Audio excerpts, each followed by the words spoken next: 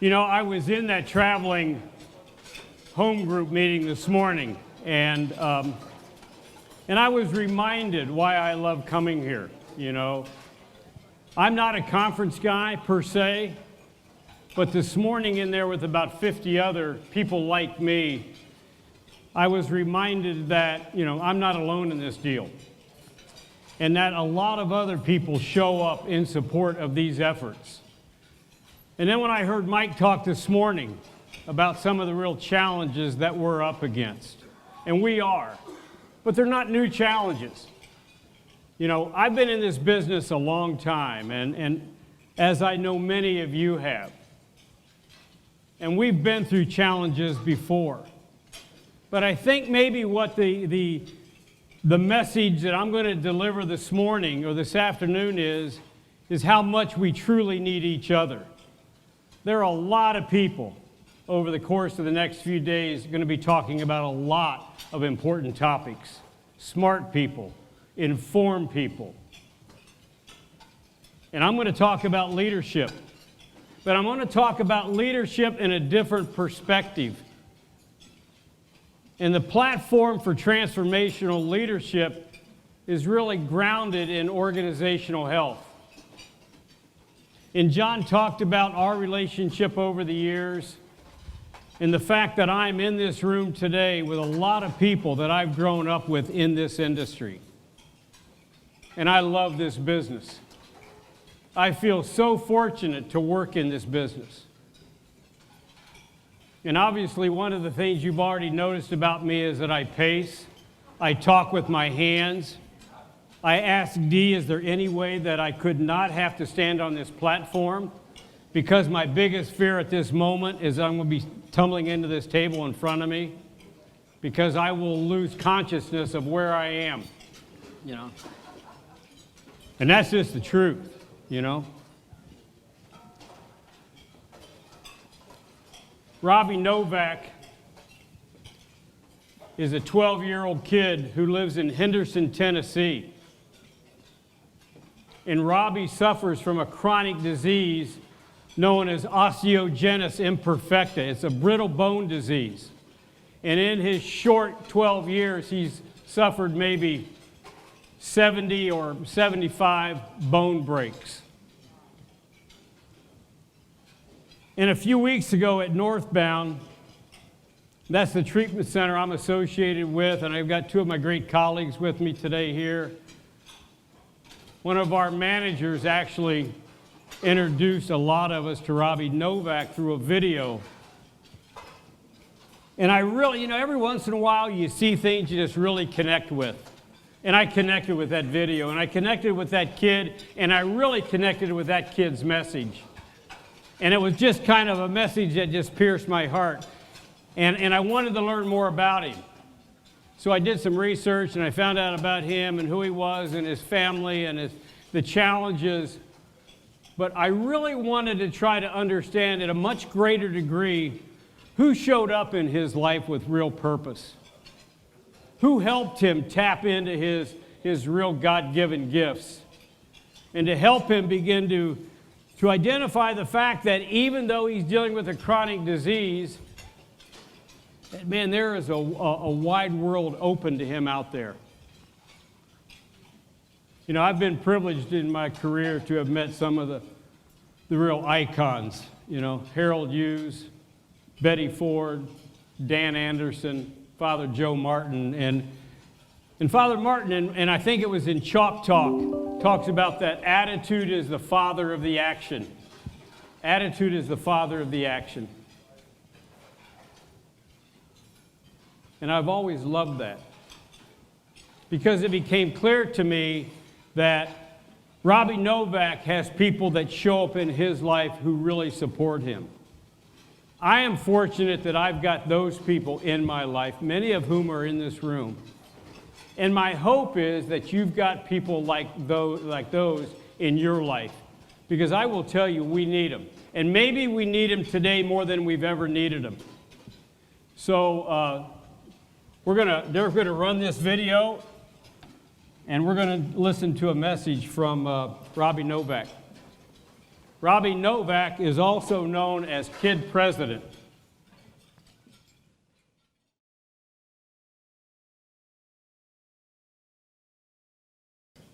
I love that video. You know, two things he said, you know, in there that really connects and speaks to me about culture, you know. What are we going to do to make our places of work more awesome? What are we going to do? And what's going to be our dream? I love that. You know, like that dude Journey said, you know. Don't stop believing unless your dream is stupid. I don't believe this dream is stupid. I believe that treatment works. You know. We are all on the same team. And maybe it is time we started to act like it, you know. And maybe it is time we found common ground to dialogue and to challenge appropriately and to realize at the end of the day, and I speak to the providers, and I speak from a provider's perspective. And one of the things I want to remind us all is that, folks, we do not work in recovery. We don't. We work in the depths of this disease.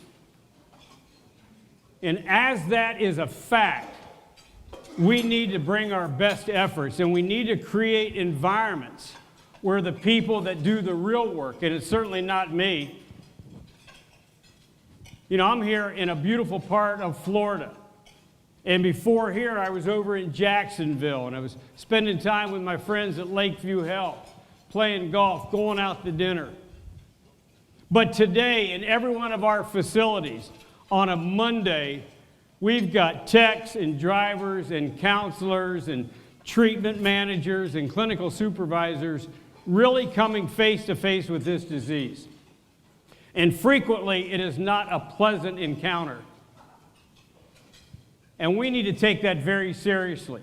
And I think the best thing that we can do, and one of the things that we have chosen to do at Northbound, is to create a culture that really is built upon a foundation of organizational health. And organizational health really is comprised of 4 disciplines. The first, and to me the most important, is that we really put together a great leadership team. And then we create clarity, and then we over-communicate clarity, and we reinforce the clarity.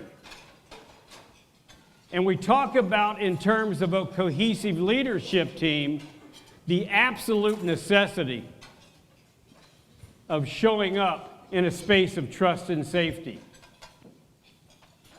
And when we talk about trust, we talk about vulnerability-based trust. And if you think about that for a period of time, you know, it really is time, and it was time for me years ago to figure out a way, how do I show up radically vulnerable?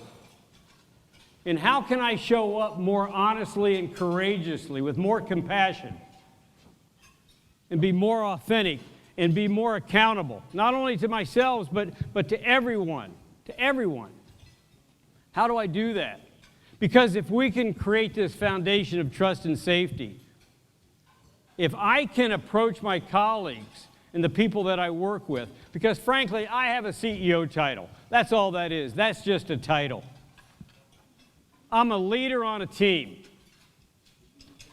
defining an experience for our clients and our family members and our strategic partners. That's all I do. I'm just a leader on a team.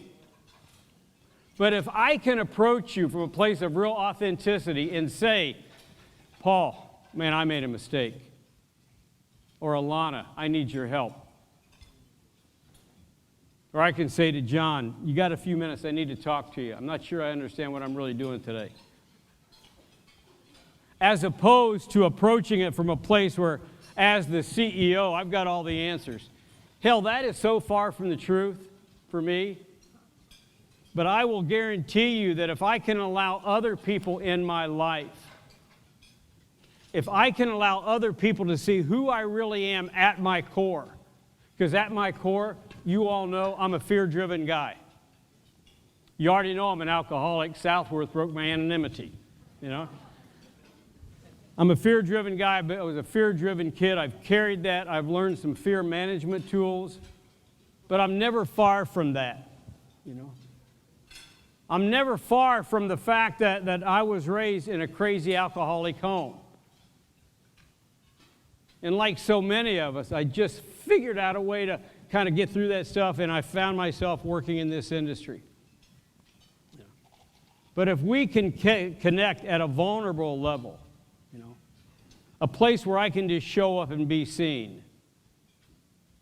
In fact, being seen is not easy. It's easier not to be seen. Robbie Novak referenced a Robert Frost poem. And the title of that poem is The Road Not Taken. And in the final stanza of that poem, the final stanza, the last couple lines, it said, "Two roads diverged in a wood, and I took the road less traveled on, and it has made all the difference."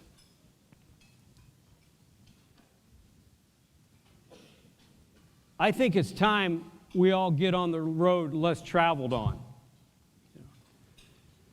And what that looked like for me. John Southworth mentioned, you know, I've worked in this business now 35 years. And I've had 3 jobs. And I had a great 21-year career at the Betty Ford Center, and I loved it. I loved the clarity of the mission and the purpose and what Mrs. Ford, Mr. Firestone created. I loved that. But like so many people, you know, people like me who are alcoholic, the big book of Alcoholics Anonymous has a couple words in there that at times we need to pay a little bit more attention to, called at times we need to drill down into the causes and conditions, you know, and look at what really has shaped us. And what are those issues inside people like me that have yet to be really identified or resolved or addressed? Steve Jobs, in one of his famous quotes, talks about the fact that you can only connect the dots by looking back. You can't connect dots looking forward. Paul and I were in San Antonio a few weeks ago, and we were talking with a mutual friend of ours, and he said, yeah, but before we can connect the dots, we got to collect them. And that was really true. You know, I had to figure out where are these dots that I need to collect.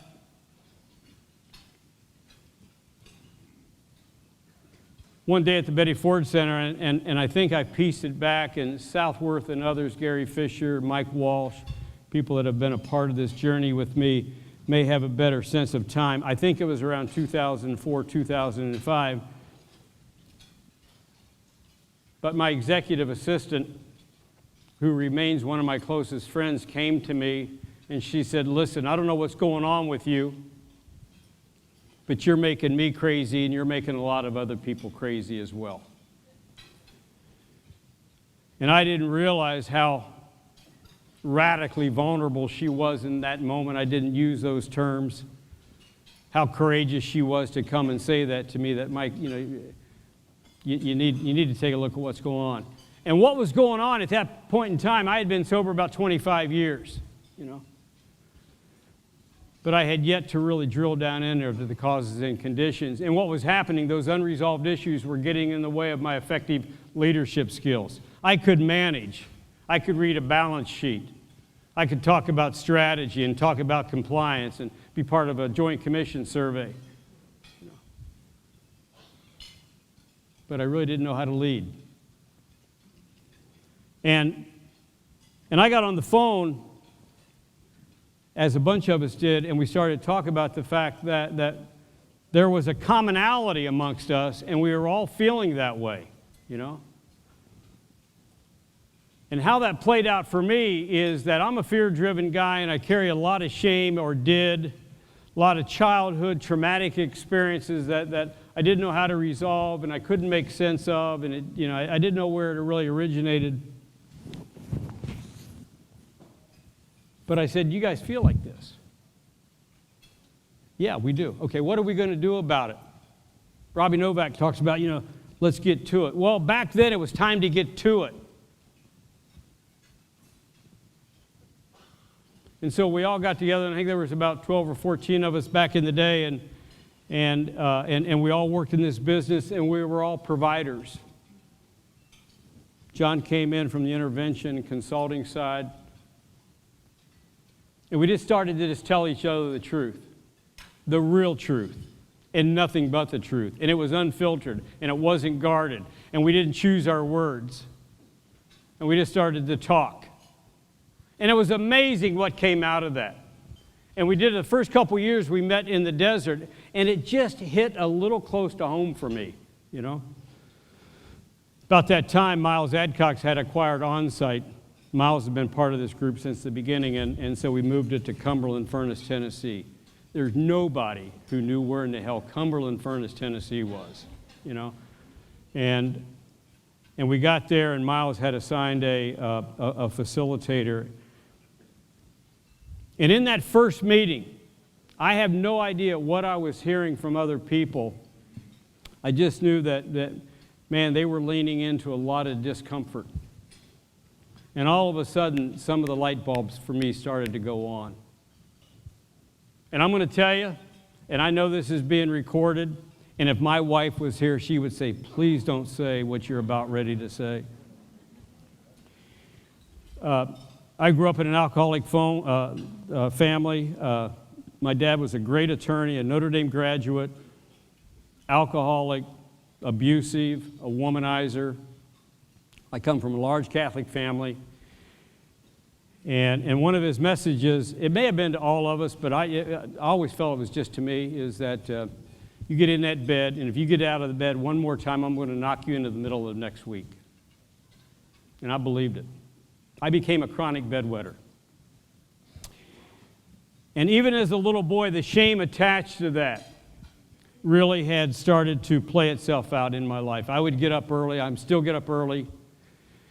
And I would make my bed. And it looked like a little Marine had made this bed. And it became a metaphor by which I lived my life. On the outside, things look okay, and dialed in and together and to a degree perfect, If you peel it back, you're going to see these wet, stinky, moldy sheets. And that's the stuff I carried inside. And when you carry that, it's almost you're set up to be a perfectionist. And if you're set up to be a perfectionist and you're in a leadership or a management capacity, you're going to try to hold people to a standard that nobody can ever reach. And that was the challenge I had at the Betty Ford Center. And thank God Lori brought that to my attention, because it put me on a path, as so many of us have now been on, where I really started to look at that. I really started to look at that. From a position of organizational health and transformational leadership, and beginning to capture opportunities where I could really understand empowerment and courage and compassion and accountability and being authentic. I left the Betty Ford Center in the spring of 2010. And I get a call from my great friend Paul Alexander, who's the founder of Northbound Treatment Services. And he said, listen, I hear you might be leaving the center. If that's the case, I'd like to talk to you. So Paul and I got together. We just started to talk about his vision and my vision. And I said, Paul, I've got really, at this point in my career, I've really got one non-negotiable.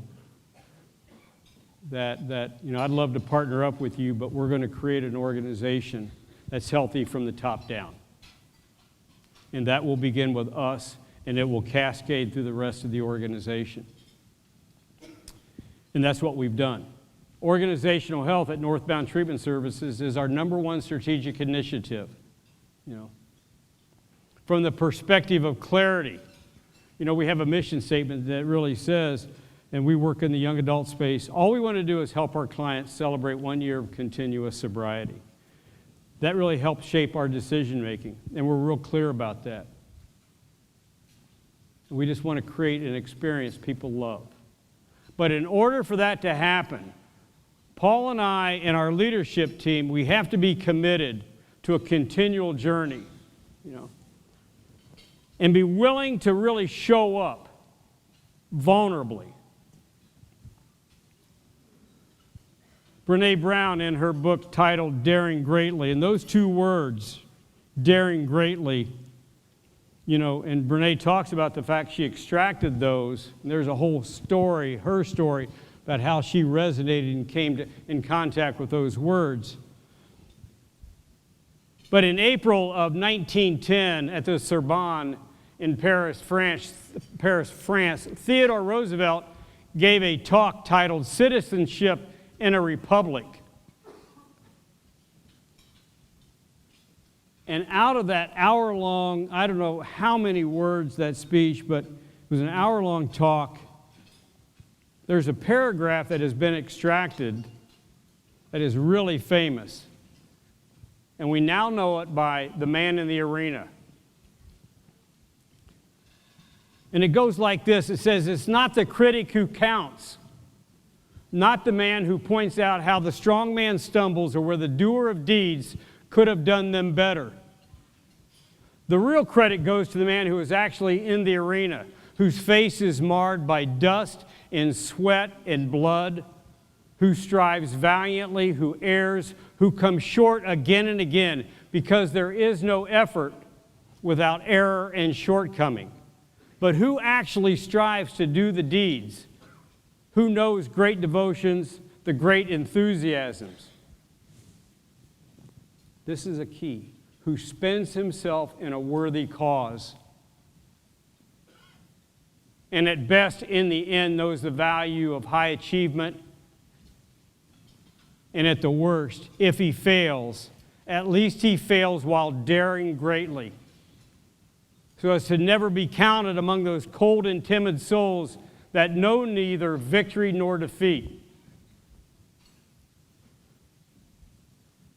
Robbie Novak asked us what's going to be our Space Jam. How are we going to make the world more awesome?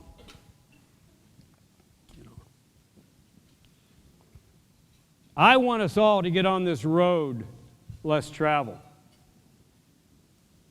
I want us to realize that in this story, the real heroes of this story are the people that are doing the work on our behalf, but on behalf of clients and family members. And we need to create, I believe, work cultures, environments that support their efforts, that allow them to show up authentically and know that's okay because we, our leaders, are doing the same thing. This has got to be from the top down.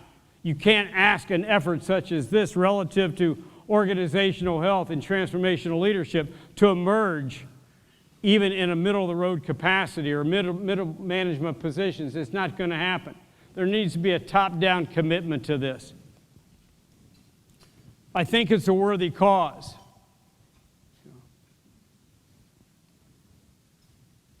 Part of what Paul and I have chosen to do is that we have forged a strategic partnership with Onsite. Now, I want to tell you, I'm not here to market Onsite. The last thing Miles needs from me is that.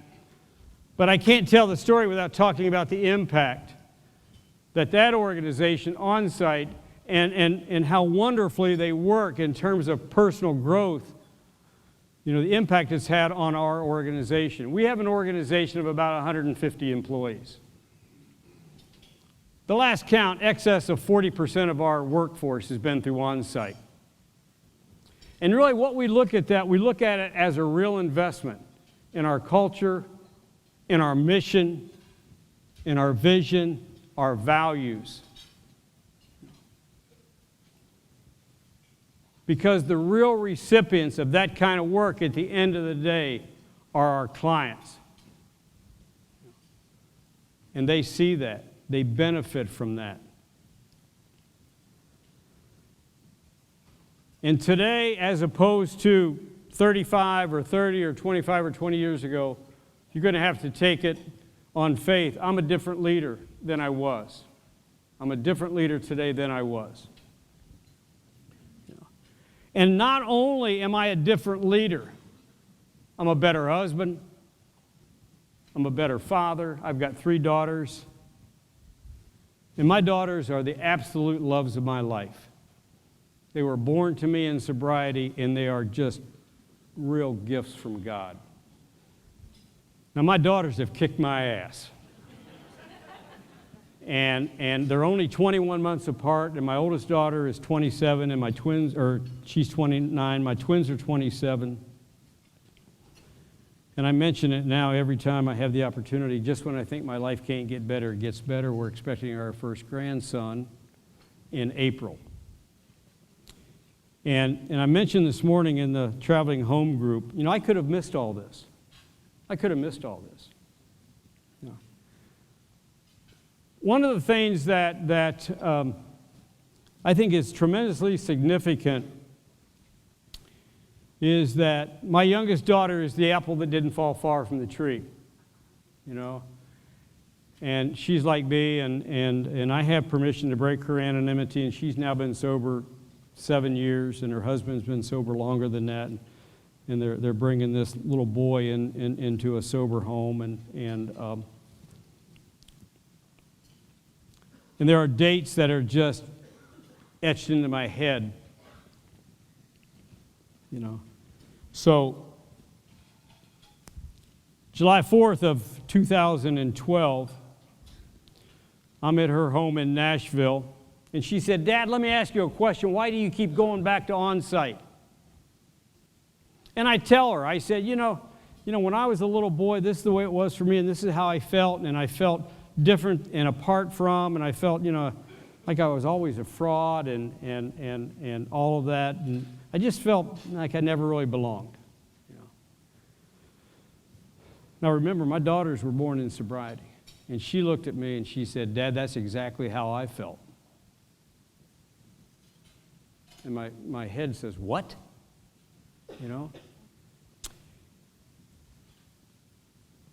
And she said, "I want you to call Miles, and I want to go to on-site just with you, and I want you and I to do some work together." Well, let me tell you, talk about terror. And I'm thinking, man, I don't want to do that. I really don't want to do that. I don't want to be that radically vulnerable. I don't want to have to lean into that. August 17th is Saturday. We pull into on-site. Miles has assigned a therapist to this FatherDaughter Intensive, I don't know if that word even existed until I called Miles, and I said, "Miles, this is what Caitlin wants to do." He said, "Oh, well, that's a FatherDaughter Intensive." And I really said, "Don't act like you've got that program, So, but in we go, and we walk into this little room, and all of a sudden, Caitlin kind of bounces over to the therapist and gives her a big hug, and lo and behold, it was Caitlin's therapist when she went for her own living-centered program, and I think now I'm really screwed, And it was a wonderful day, a powerful experience. But what I learned, and what I clearly heard from her during the 8 or 10 hours, however long we were together in this clinical experience, this intensive, was how I had diminished her spirit. And it was true.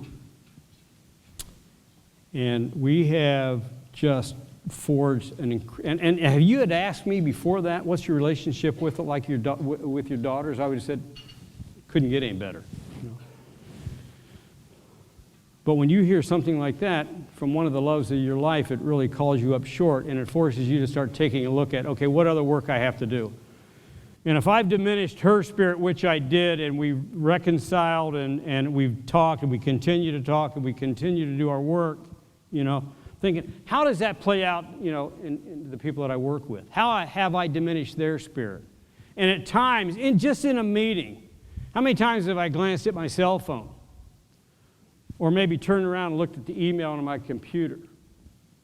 Or sat behind a desk when they want to come in and really talk about something significant, as opposed to getting up, moving around, and making uninterrupted eye contact. But I've done that. But I want to do less of that, And as we talk about the times, the challenging times we're in as an industry, I want to continue to be on that road to awesome.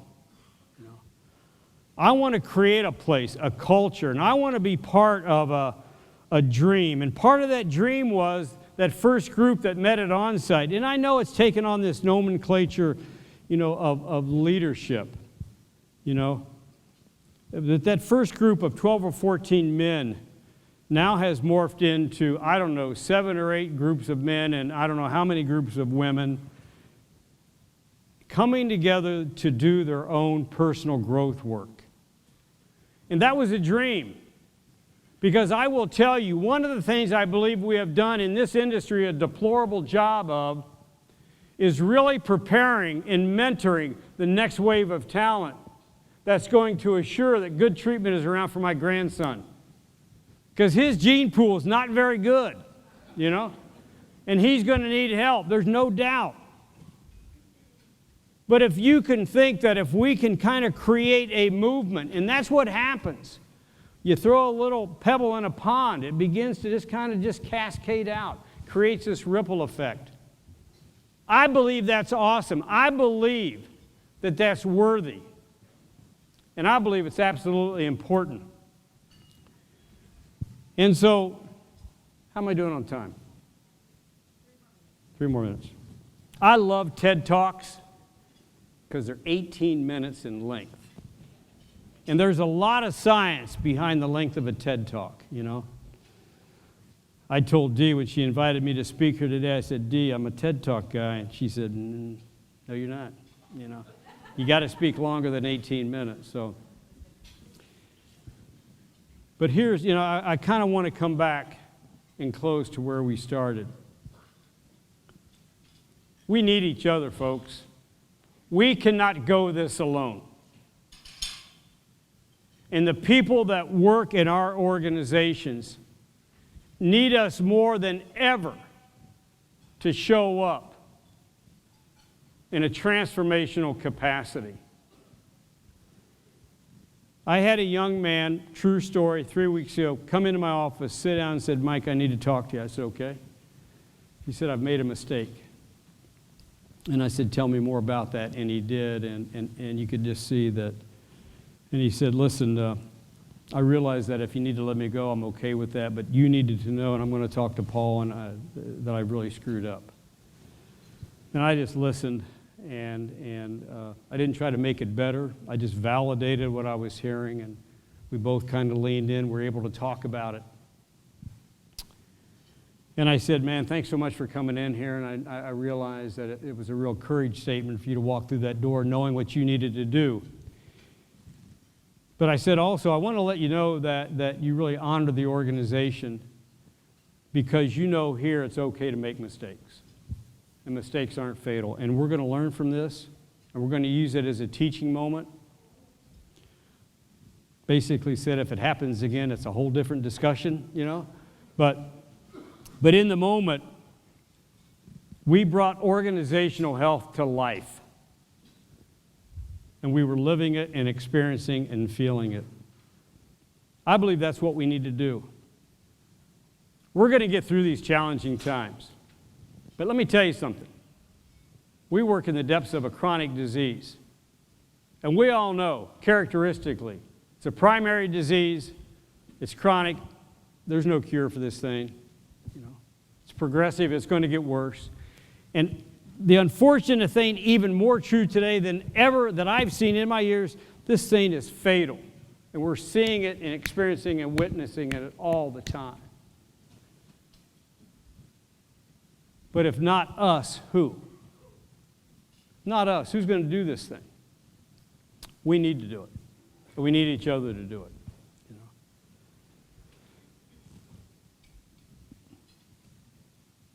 I mentioned earlier, I believe treatment works, and it does. We see the evidence of it. I believe that we work in a worthy cause. I think we are called to do this work. And for us to do it most effectively, I believe there are internal issues at times that prevent us from being as good or as effective as we can be, you know. And my hope is, you know, as Roosevelt talked about getting into the arena and getting our faces marred with sweat and dust and blood, and fighting the fight. You know, if we're sitting in the cheap seats, we got to get out of those things. We got to get into the arena with each other. This disease absolutely demands it. It demands our best efforts. Our employees deserve it. Our employees absolutely deserve our best efforts. And it's only those of us in leadership positions that can present them the opportunity so they really have a reason to dance. So, can you cue that music for me? And folks, I'm done. Thank you. So. Don't stop believing.